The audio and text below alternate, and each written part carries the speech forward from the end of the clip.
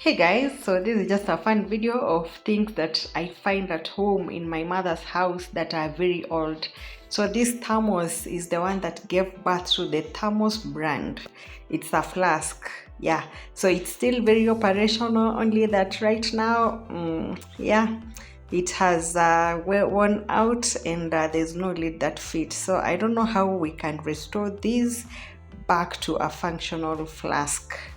And then of course, ukikuwa ushago, in my mom's house there are very many utensils, and I'm showing you these ones because I know, like, this is the stash. These are like the some of the oldest plates and cups that we have. Yeah, and there's these heavy sufurias. I don't know where she got them from, but guys, teachers and flasks and utensils. And then we have this kabati. So guys, it really looks old, and we have a new one, but hey, my mom, I don't know, they just can't dispose it. It is old, but yeah. And then we have this mkebe for salt. Hata ukibadilisha default ni hiyo. Then this one ni ya majani. Who remembers Nescafe in this mkebe? So guys, again. And then this one is for water. This is our fridge at home. They have options, but they choose to stick to these ones.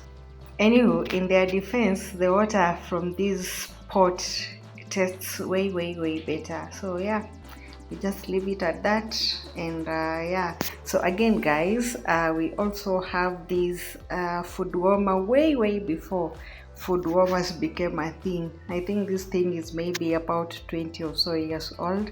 It is so old, I don't remember when it was bought, so it has gathered some dust and it's rarely used nowadays. And so there is also this old TV.